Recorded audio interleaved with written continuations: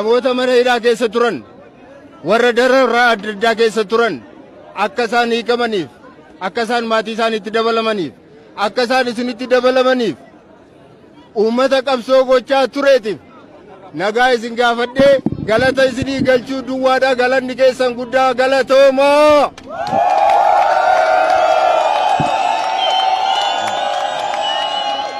Sabni tokko ta'ee sabni wal dhaga'u sabni gamtaa qabu yoomiyyuu alagaa jala hin jilbeenfatu.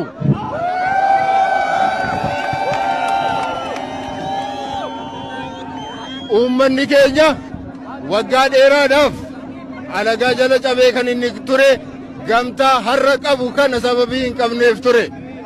Har'a garuu rabbiif galanni haa ga'u. Oromoon tokko ta'ee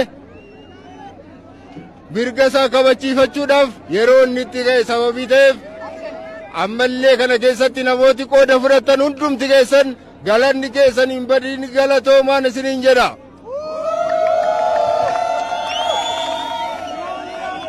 Naamusa amma qabnu kanan wallagawwa amma qabnu kanan jaalala amma qabnu kanan tokkummaa amma qabnu kanan itti hafuufnu. Amma yeroon isaa yeroo itti wal qoodan miti. Yeroo itti siyaasaan adda wal baasan miti. Yeroo itti paartiidhaan adda wal qoodan miti. Yeroo itti amantaan wal qoodan miti. Amma yeroo itti tokko ta'anii kaanii mirga ofiif qabsaa'anidha.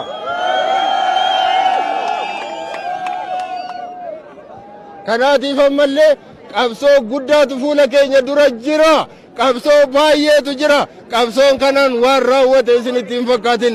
Qabsoo inni guddaan ammallee fuula keenya dura jira.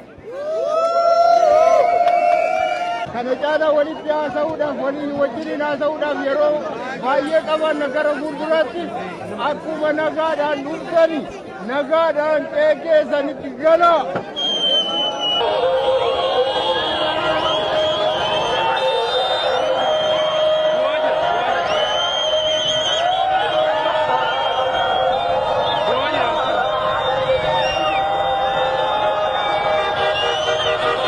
Gabrummaa keessaan baanii kun haa gootuun fagoo kaayyoon keenyas mana hidhaatii baanii uummanni gabrummaa keessatti hafuu osoo hin taane uummata gadadoo yeroo dheeraaf hammaate kana gabrummaa keessaa baasuudhaaf ooyidaadhiidha wanti nu hambisu du'a qofa akkas gaafa yaadaa jecha jawwiifa afaan turree kana boodaan gaafa isa qabanis jiddugala aadaa Oromootti nu marsanii qaama barbaannu arganne bahan nu jedhanii eenyu barbaaddu jennee qaama barbaannu Joohar nu jedhanii Joohar barbaadannu akkamitti nu barbaanne kuni waliin galchuu waan Joohar ta'e waliin taana jennee itti galle qabrii soo taate Joohar waliin tikeetii murachuuf qophiidha jechuudha. Jedheera gumaa lubbuu haga lukkutti jedhaaf hin kenninaa jedhee jira. Qeerroon kun marsitee eegaa jirti akkuma jedhamu. Waa'ee keessanii dubbachuun akka waaqoo guutuutti biyyatti dabalamutti hin dhiisu. Baaleef qofa osoo hin taane Boorana Gujii bakka hundatti Oromoon akka beela'u jirtu quba qabna. Qaama keenya mana hidhaa ture malee sammuun keenya Oromoo miliyoona 50 bira ture. Isin jaalladhaa isin kabajaa. Injifannoo xiqqoo tokko injifannee jirra garuu guddoo miti. Guddoo immoo jaalalaan tokkummaan waliigalteen irree keenya.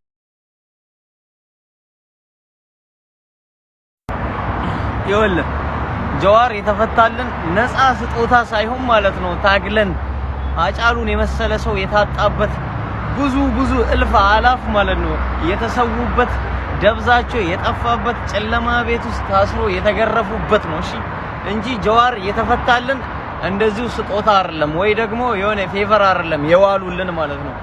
ሀገሪቷ ወደ አዘቅ ወደ ቁልቁል ከነበረችበት እድገት ወደ ታች እየሄደች ቁልቁሉን መገስገስ ስለተያያዘችው ስለዚህ ሀገሪቷን ወደ ላይ ወደ ከፍታው ማማ የሚያወጧትን ሰዎች እንዳሰሩ ኢትዮጵያን እየበደሉ እንደሆነ ህዝብ ልነሳበት እንደሆነ ሲያውቅ ነው አብይ የፈተው እንጂ በጎ ፍቃድ አይደለም። ኦኬ ይሄ ልሰመርበት ይገባል። እውነት ትቀጥናለች እንጂ አትበጠስም። ጀዋር ያሉን የሱን ኢንተርቪዎች ስሙት ሄዳችሁ ማለት ነው። ጀዋር ይወጣል መንግስትም Jirra jirtu kabajamtootaa fi jaalatamtoota obboleewwan keenya guyyaa har'aa kana ጀዋር መሐመድ በቀላ ገርባ ሂዳራባኒ ጅሩ ወንድም እህቶቼ የኦሮሞ ደስታ የሚያስደስታችሁ የኛ ደስታ የሚያስደስታችሁ በሙሉ አባታችን ወንድማችን ጀግናችን ጀዋር መሐመድ ዛሬ ከእስር ነፃ ሆኖ ተፈቷል። እስቲ ለአላህ እንዴት ነው ምስጋናችሁ? ሱጁድ ይኸው በመሬት ላይ አላሁ አክበር አላሁ አክበር አላሁ አክበር። ምስጋና ለአላህ ይገባው። ገለን ረቢ በሶንታን ረቢ ጉዳፍ አገሉ ምስጋና ለሰው ሳይሆን ለአላህ ምስጋና ይገባ። ለፈጣሪ ለአንዱ ብቸኛው ጌታ ምን እንጂ እና ኦበሌ ወንኪያ በገገመደኒ በገገመነ ኪያ ምትል ነገር አለ። ጀዋር ተፈቷል። እንኳን ደስ ያላችሁ። በገገመደኒ ኦሮሞ በገገመደ በገስንቶሌ ወላሂ ዋጀኑ በይኑ ምን እንደምንል እንኳን አናቅም። ደስታችን እንዴት እንደምንገልጽ አናቅም። ሽክ ብለን ዘና ብለን ነው ደስታችን እያከበረን ነው። በገገመደኒ ረቢን ነጋ ሲኒ አቢዱ ብየኬኛ ነጋ ነው አጎዱ ፍቅር ሰላም ያብዛልን ቶኮ ነው አጎዱ ሲኒ ጀዳ በገገመደኒ ሲኒ ታጎዱ ቴንኪዩ ገለቶማ ነው ወሊን ገመዳ